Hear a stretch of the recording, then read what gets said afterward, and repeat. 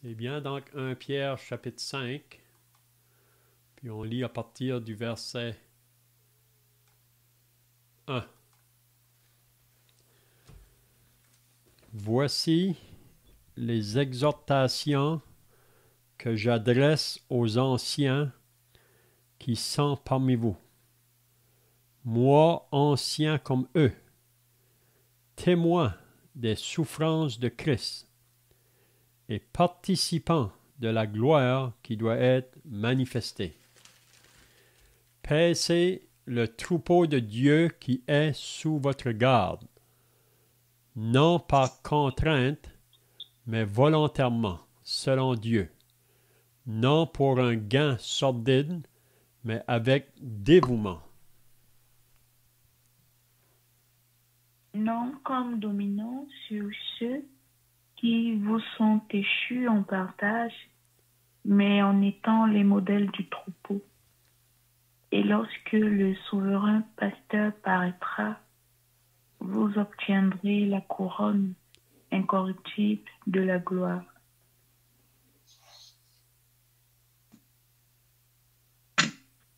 De même, vous qui êtes jeunes, soyez soumis aux anciens, et tous, dans vos rapports mutuels, revêtez-vous d'humilité, car Dieu résiste aux orgueilleux, mais il fait grâce aux humbles. Humiliez-vous donc sous la puissante main de Dieu, afin qu'il vous élève au temps convenable. Et déchargez-vous sur lui de tous vos soucis, car lui-même prend soin de vous. Soyez sobres, veillez.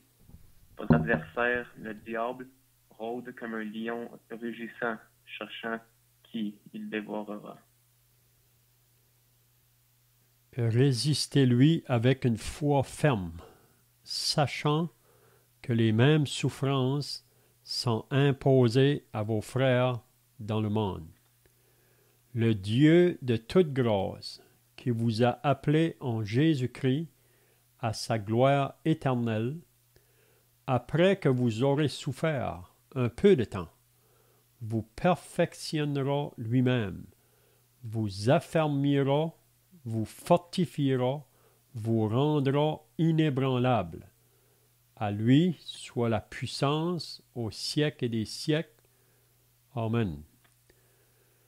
Donc, si vous étiez là la semaine passée, on avait regardé le début du chapitre 5, puis on avait vu que Pierre, à la fin de sa lettre, il va adresser une exhortation aux anciens. Puis on avait dit la semaine passée que les anciens, ce sont eux qui sont élevés par l'Esprit de Dieu dans une assemblée locale pour prendre soin du troupeau, prendre soin des croyants. Donc on avait dit que le mot ancien pourrait être dit aussi berger ou surveillant. C'est vraiment le même mot. Puis on lit dans la parole de Dieu, surtout après que l'apôtre Paul a fait ses voyages missionnaires, là, si vous lisez dans les Actes des Apôtres au chapitre 13, c'est là la première mention de Paul qui allait aller dans son premier voyage missionnaire. Il avait été recommandé par l'église de Antioche. Puis on sait que quand il est parti dans son premier voyage, il a parcouru des villes, des villages, puis des personnes se sont converties, ont été sauvées dans différentes villes, différents villages. Puis ça nous dit là qu'après que Paul a fait son premier voyage, à la fin, là, il a retourné de nouveau vers ces endroits-là où il avait été avec l'Évangile, où il y avait vu des âmes sauvées. Puis ça nous dit qu'il a fait nommer des anciens dans chaque église.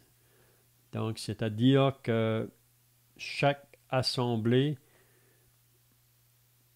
Paul voyait là qu'il avait besoin des personnes là pour prendre soin du troupeau.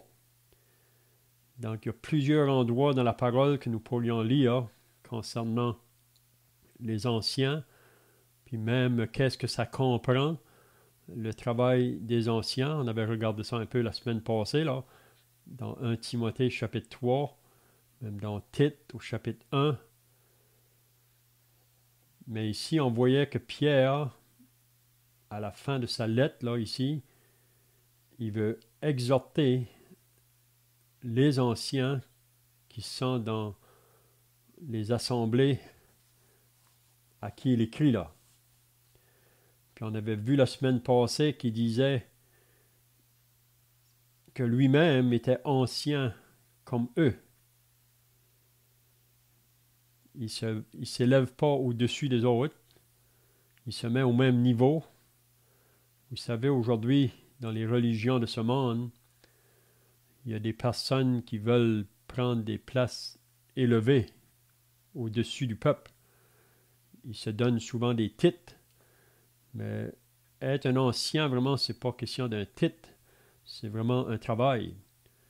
Même Paul dit dans l'épître à Timothée que ceux qui désirent la charge d'évêque, ils désirent une œuvre excellente, mais c'est vraiment un travail. Puis c'est pas que c'est toujours un travail facile, mais celui que Dieu va élever, parce qu'on sait que c'est vraiment le Saint-Esprit de Dieu qui doit établir les anciens dans chaque église. Puis quand que le responsable reconnaît qu'il a été placé là par l'Esprit de Dieu, donc c'est un travail excellent, ça dit. Donc Pierre se voit au même niveau que les autres, puis on peut dire que Pierre, par expérience, Pierre, vous savez, a été formé par le Seigneur Jésus-Christ, après qu'il a été appelé là pour le suivre comme apôtre.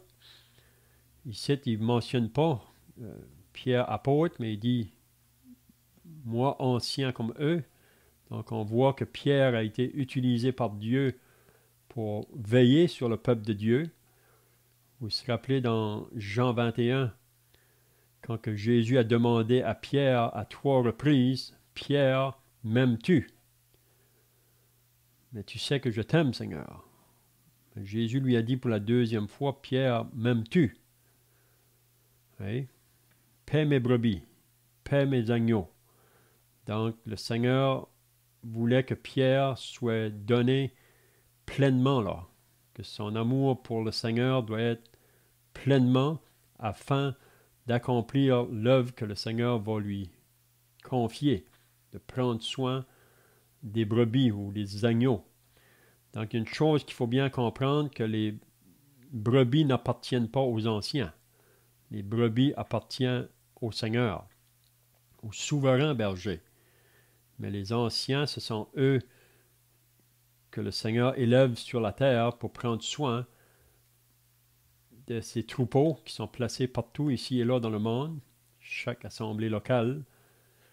Puis ces personnes-là vont rendre compte à Dieu un jour pour le travail qu'ils auront fait là, dans l'assemblée où ils étaient responsables. On avait vu aussi au verset 2 qu'est-ce que ça comprend le travail des anciens. Premièrement, ils sont responsables pour nourrir le troupeau de Dieu.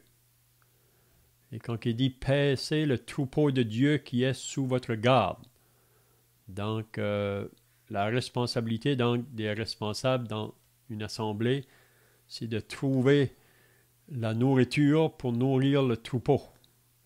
Puis on sait que la nourriture, c'est la parole de Dieu vraiment. Si vous vous rappelez du psaume 23, David peut dire « L'Éternel est mon berger, je ne manquerai de rien. Il me fait reposer dans de verts pâturages, il me dirige près des eaux paisibles. » Donc, 2 choses essentielles pour les brebis, c'est le vert pâturage, la nourriture, puis aussi l'eau. C'était très important pour la brebis là, qu'elle ait de l'eau, parce qu'une brebis, quand a besoin de beaucoup d'eau pour sa survie. Donc le berger, son travail, c'était de trouver la nourriture pour ses brebis, puis aussi des eaux paisibles, parce qu'une brebis ne va pas aller boire dans une eau qui est agitée. Vous savez, la brebis, c'est un animal qui est très sensible. Ça ne prend rien vraiment pour la déranger. Donc, le berger prend bien soin que là où il est avec ses brebis, qu'il y ait une tranquillité. Et parce que aussi, le berger veille sur les animaux qui peuvent venir pour attaquer ces brebis-là. Là. Donc, il est toujours là à veiller avec sa houlette et son bâton. Puis la brebis se repose quand elle est à côté de son berger. Elle n'a pas de crainte. Mais ça ne prend rien vraiment. Si quelque chose arrive, là, un bruit à quelque part, ça agite tout le troupeau. Donc, c'est très important donc, pour le berger là, d'amener ses brebis dans des endroits tranquilles. On avait dit la semaine passée que une brebis qui se repose, c'est une brebis qui a bien mangé. Si une brebis n'a pas assez de nourriture, elle ne se repose pas. Et elle cherche toujours. Donc ça, c'est très important dans une assemblée de Dieu, que les anciens puissent trouver la nourriture et aussi les eaux paisibles. Hein? Donc, je ne sais pas si vous étiez là la semaine passée, là, si vous avez d'autres choses à ajouter de ce qu'on avait vu la semaine passée. Sinon, on va continuer au verset 3. Donc, le verset 3, Pierre, en parlant aux anciens, il dit qu'ils ne devraient pas être des personnes qui vont être dominants sur le peuple. Hein? Donc, les responsables qui sont placés dans les assemblées locales ne sont pas là pour dominer sur le peuple de Dieu. Vous savez qu'on vit dans un monde aujourd'hui religieux où beaucoup de personnes se placent comme des personnes qui veulent dominer le peuple. Mais dans une église locale, dans l'assemblée de Dieu, les responsables ne sont pas là pour dominer sur les croyants. Donc il dit non comme dominant sur ceux qui vous sont échus en partage. Vous ne devez pas être quelqu'un qui domine sur les autres, mais vous êtes là vraiment pour prendre soin des autres, pour voir leur nourriture spirituelle, les exhorter, les consoler, les édifier. C'est ça le travail vraiment des responsables. Donc, il dit non comme dominant sur ceux qui vous sont échus en partage, mais étant les modèles du troupeau.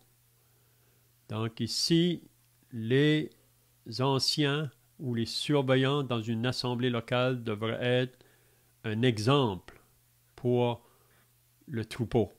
Ça veut dire que ce sont des personnes dans lesquelles le troupeau peut regarder puis trouver un bon exemple, une bonne influence. On dit qu'une assemblée ne va jamais être plus que ce qu'elle est responsable. Et c'est un peu comme dans une famille. Vous savez, les parents qui prennent soin de leurs enfants, les parents devraient être un exemple pour leurs enfants. Et le père et la mère.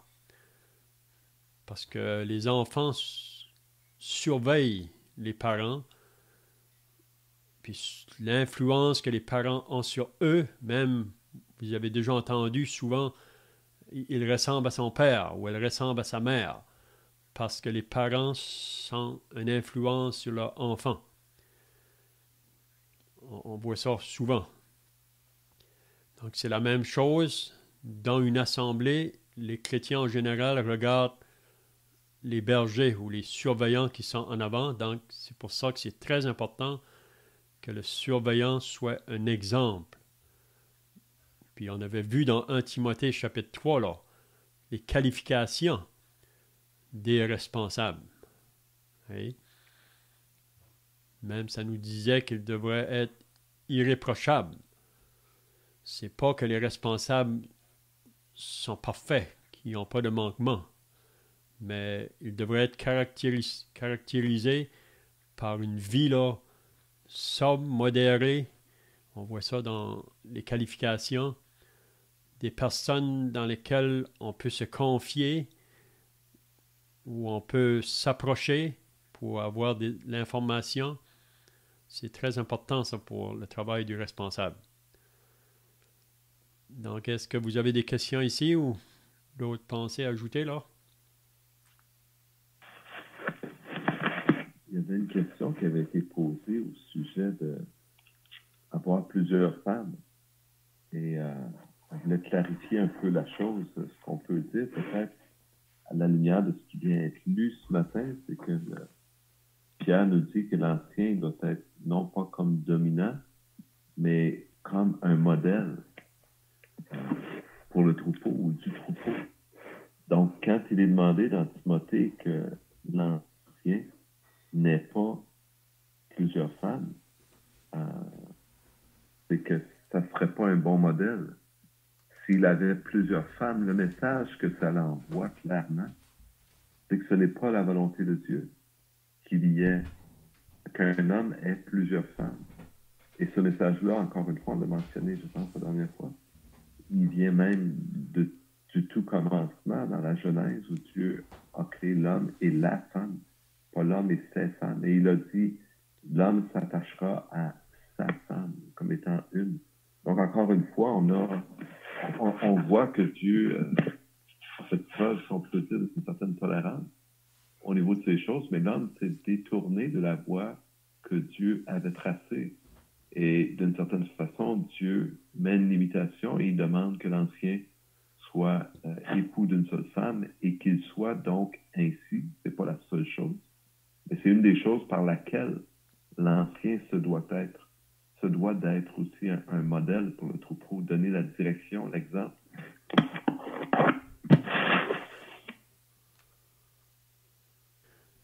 Donc le verset 4, il va dire « Et lorsque le souverain pasteur ou berger paraîtra. » Donc en parlant du Seigneur Jésus-Christ.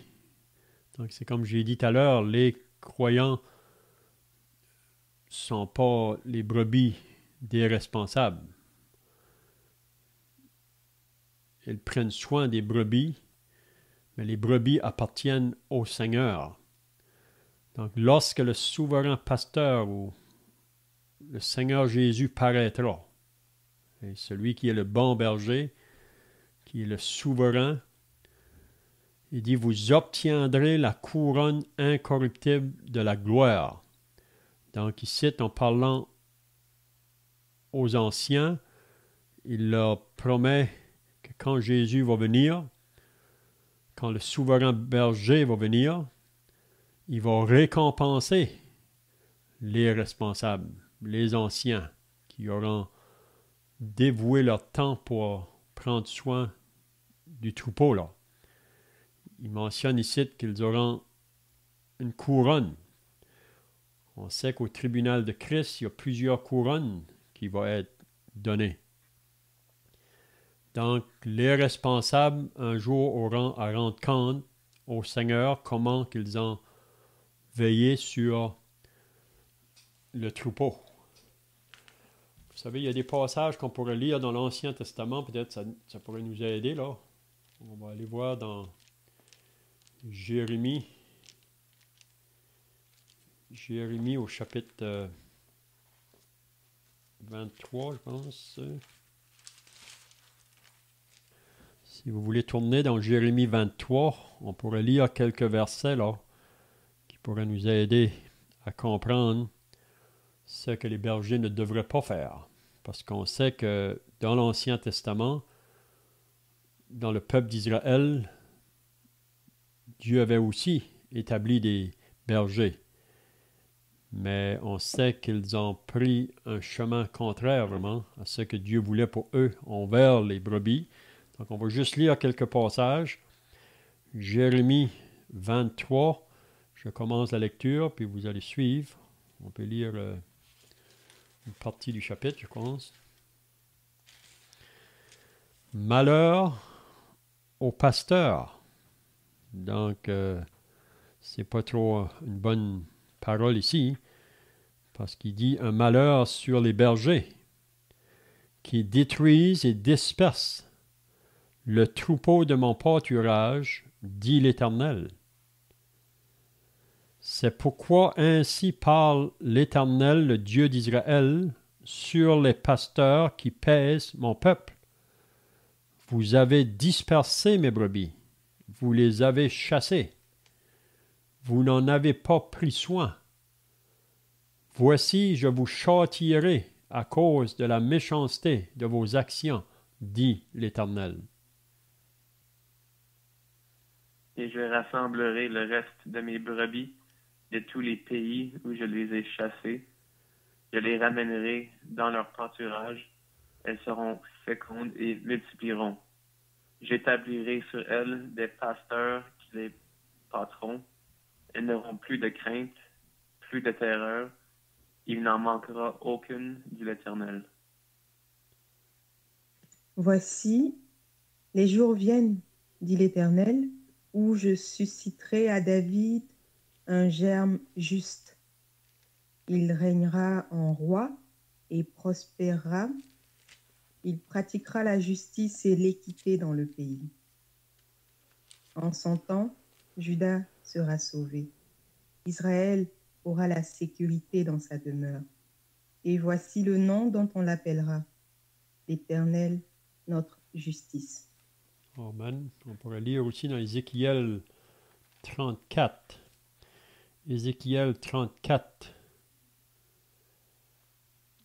C'est que Ézéchiel, le prophète, devait dire à ceux qui étaient responsables pour prendre soin du peuple. Donc, Ézéchiel 34, à partir du verset 1. Si quelqu'un veut lire, là, Ézéchiel 34, à partir du verset 1. La parole de l'Éternel me fut adressée en ces mots. Fils de l'homme, prophétise contre les pasteurs d'Israël. Prophétise et dis-leur aux pasteurs.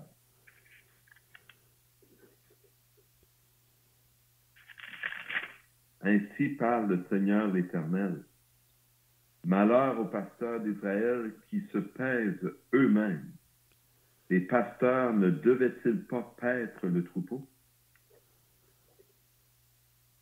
Vous avez mangé la graisse, vous vous êtes vêtus avec la laine, vous avez tué ce qui était gras, vous n'avez point fait paître les brebis, vous n'avez pas fortifié celles qui étaient faibles, guéri celles qui étaient malades, pansé celles qui étaient blessées. Vous n'avez pas ramené celles qui s'égaraient, cherché celles qui étaient perdues, mais vous les avez dominées. C'est vraiment le contraire, vraiment, que qu'est-ce que Pierre enseigne là, dans son épître, que les bergers ne devraient pas être dominants. Donc ici, il parle des bergers qui étaient dominants, avec violence et avec dureté. Quelqu'un veut continuer? Elles se sont dispersées parce qu'elles n'avaient point de pasteurs. Elles sont devenues la proie de toutes les bêtes des champs. Elles se sont dispersées. Mon troupeau est errant sur toutes les montagnes et sur toutes les collines élevées. Mon troupeau est dispersé sur toute la face du pays. Nul n'en prend souci, nul ne le cherche. C'est pourquoi, pasteur, écoutez la parole de l'Éternel. Je suis vivant, dit le Seigneur, l'Éternel, parce que mes brebis sont au pillage et qu'elles sont devenues la proie de toutes les bêtes des champs, faute de pasteurs, parce que mes pasteurs ne prenaient aucun souci de mes brebis, qu'ils se paissaient eux-mêmes et ne faisaient point paître mes brebis. À cause de cela, pasteur, écoutez la parole de l'Éternel. Ainsi parle le Seigneur, l'Éternel. Voici, j'en veux aux pasteurs. Je reprendrai mes brebis d'entre leurs mains. Je ne les laisserai plus paître mes brebis, et ils ne se paîtront plus eux-mêmes. Je délivrerai mes brebis de leurs mains, de leur bouche, et elles ne seront plus pour eux une proie. Amen. On pourrait lire aussi dans les Actes au chapitre 20, concernant Paul, là, qui parlait aux anciens d'Éphèse, puis qu'est-ce qu'il va leur dire? Actes au chapitre 20. Donc, on voit ici, là, dans les paroles qu'on a lues dans l'Ancien Testament, vraiment même en Israël, Dieu avait établi ou élevé des hommes pour prendre soin du troupeau, mais on peut voir que beaucoup ont failli à leur travail. Puis vous vous rappelez que quand Jésus est venu, quand il voyait la foule là, qui venait à lui, il les voyait comme des brebis sans berger. Ça veut dire que ceux qui étaient censés prendre soin des autres ne faisaient pas leur travail. Hein? Donc, on va lire dans les Actes au chapitre 20, qu'est-ce que Paul dit aux responsables de l'église d'Éphèse. On va aller à partir du verset, peut-être à partir du verset 25, là. Paul, en parlant aux anciens, au verset 25, il va dire « Et maintenant, voici, je sais que vous ne verrez plus mon visage, parce que Paul va les quitter, vous tous au milieu desquels j'ai passé en prêchant le royaume de Dieu. C'est pourquoi je vous déclare aujourd'hui que je suis pur du sang de vous tous, car je vous ai annoncé tout le conseil de Dieu sans en rien cacher. » Quelqu'un veut continuer? Prenez donc garde à vous-même et à tout le troupeau sur lequel le Saint-Esprit vous a établi évêque, pour paître l'Église du Seigneur, qu'il s'est acquise par son propre sang. Je sais qu'il s'introduira parmi vous après mon départ des loups cruels, qui n'épargneront pas le troupeau.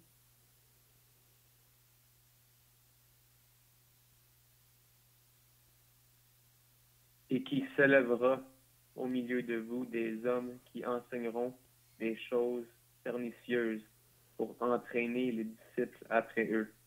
Veuillez donc, vous souvenant que, durant 3 années, je n'ai cessé nuit et jour d'exhorter avec larmes chacun de vous.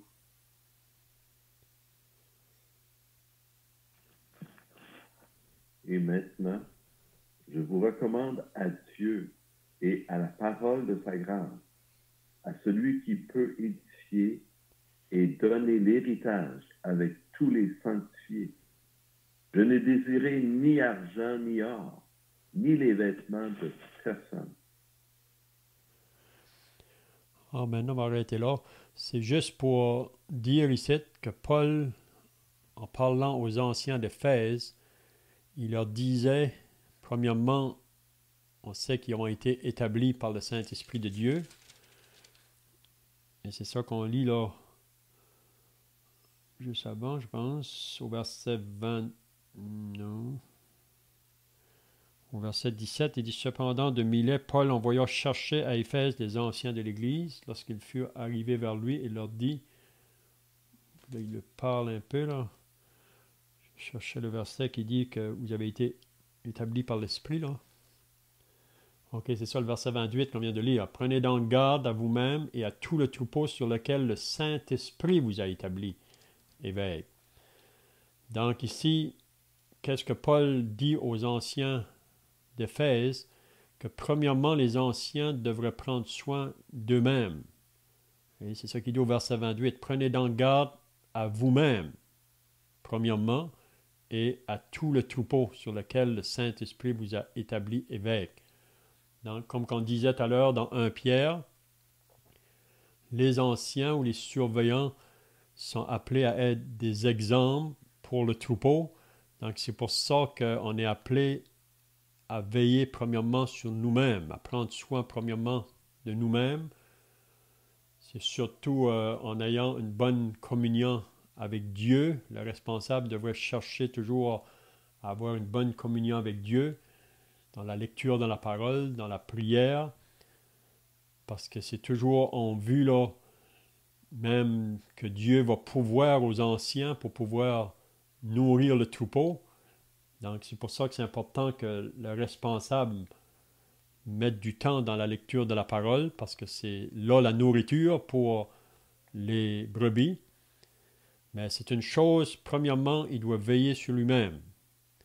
Puis ensuite, Paul dit qu'il va s'introduire au milieu des autres des loups cruels qui n'épargneront pas le troupeau. Donc le berger, vraiment, c'est lui qui veille sur le troupeau, le danger qui peut venir autour. Hein? Si vous voyez un berger dans un champ avec ses brebis, s'il y a des animaux qui viennent pour attaquer la brebis, le berger va défendre sa brebis. Mais ici, les anciens, dans une église locale, sont appelés aussi à veiller. Puis là, il nous parle des personnes qui peuvent venir du dehors ou même des personnes qui pourraient s'élever du dedans. Mais ces personnes-là, ils ne sont pas là pour faire du bien. Et il nous dit qu'ils vont venir pour faire du mal, vraiment, aux brebis.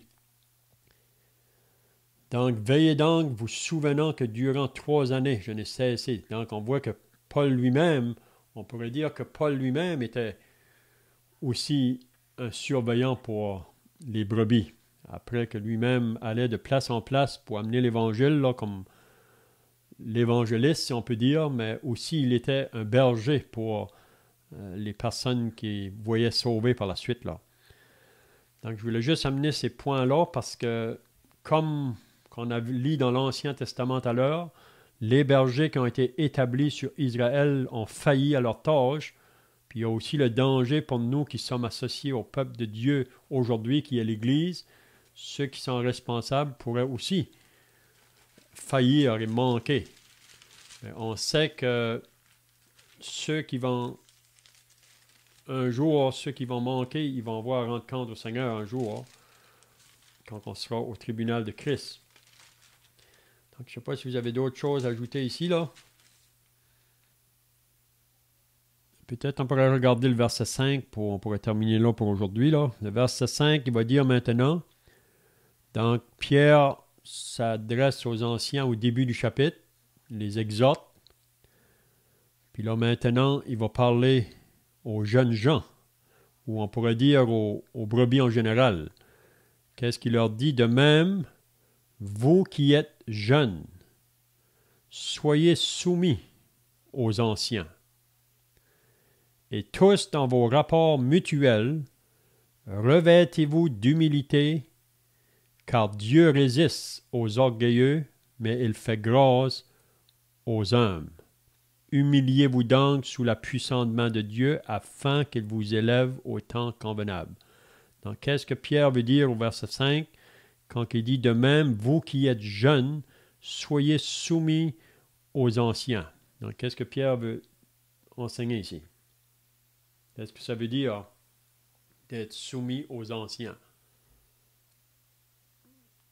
En fait, c'est les anciens eux-mêmes qui devront donner un compte-rendu de comment ils ont pris soin des brebis. Donc, même si nous, comme croyants, disons qu'on n'est pas en accord avec leurs décisions, notre rôle en tant que brebis, ce n'est pas de se révolter ou de créer, je peux dire de la tension, mais simplement de se soumettre à eux, puisque c'est, comme je l'ai dit, c'est eux qui vont devoir rendre compte à Dieu. Puis nous aussi, on va devoir rendre compte de comment est-ce qu'on s'est comporté face à ces anciens. Mm-hmm.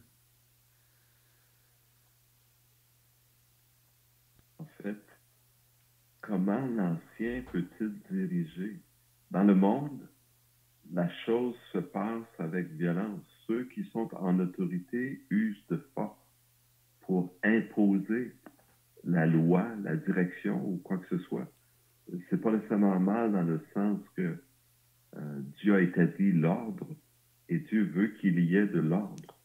Mais dans l'Église de Dieu, ça ne marche pas avec celui qui est le plus grand, le plus fort. Ça marche avec l'humilité, qui est une vertu, bien sûr. Et pour que cela fonctionne, il faut que les chrétiens soient soumis à l'autorité. C'est pas une question de dominance. On a lu, on vient de lire dans les versets qui ont précédé que Dieu ne veut pas que les anciens règnent ou dominent, si on veut, sur ceux qui leur sont échus en partage. D'ailleurs, on a vu avant, dans ce que Pierre écrivait, « Moi, ancien, comme eux ». Donc, Pierre se considérait pas comme au-dessus du peuple, si on peut dire ainsi. Il ne se croyait pas supérieur. On est tous conscients, l'ancien encore plus d'une certaine façon, qu'on est sauvé par la grâce de Dieu. Et si Dieu confie à des hommes la tâche ou la responsabilité de paître le troupeau, ce n'est pas en raison de leur sainteté propre, mais c'est par la grâce de Dieu qui leur est accordé cette faveur de volontairement faire l'œuvre du Seigneur. Et ce n'est pas pour eux d'user de violence et de faire valoir leur autorité, de force et de dureté. Mais au contraire, c'est dans la douceur. Et ça, c'est assez opposé à ce qu'on voit dans le monde où on est, dans la nature humaine. Et encore une fois, ce que Dieu demande en parallèle, c'est qu'ils n'aient pas besoin d'user de violence, si je peux dire ainsi. C'est qu'il y ait derrière eux des gens, ou avec eux, on devrait dire, des gens qui marchent dans la soumission, avec le désir, donc, de faire eux-mêmes ce que Dieu leur enseigne à travers ceux qu'il a établis pour paître le troupeau. Donc, la brebis, normalement, ne cherchera pas à s'éloigner du groupe. Elle va demeurer dans le groupe et elle va marcher avec le troupeau et le berger va les conduire. Et c'est le modèle vraiment que Dieu met devant nous. Un modèle où tout se passe dans la pureté, tout se passe dans la quiétude, dans la paix et dans la soumission, dans la simplicité à l'égard de Christ, comme nous dirait, si on veut, des Écritures d'une certaine façon. Mhm. Et pour ça, chacun, on a tous notre ego propre. Il faut être conscient qu'on soit un homme, qu'on soit une femme, qu'on soit jeune, qu'on soit âgé. On a tous notre ego propre. On aime à être vu, à être mis en valeur, à être accepté, à être reconnu, ainsi de suite. Mais ce n'est pas ainsi que ça fonctionne dans le royaume de Dieu. Si on se souvient des deux disciples qui avaient demandé, Seigneur, on voudrait que moi je sois dans ton royaume lorsque tu viendras, je sois à ta gauche et mon frère soit à ta droite.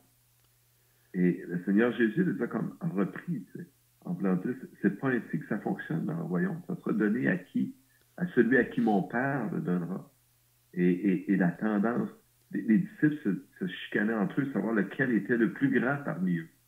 Donc, il y a cet ego que Dieu connaît très bien, qui est dans l'homme, qui est en nous. Mais ce à quoi Dieu nous appelle, c'est à vivre avec humilité et non pas en faisant valoir notre force, notre supériorité de connaissance, notre supériorité de sagesse, mais en marchant, en cherchant le bien du troupeau, le bien des autres, en reconnaissant les forces de chacun, les faiblesses de chacun, en marchant avec humilité. Et c'est vraiment tout à fait compatible et conséquent que le Seigneur demande ces choses.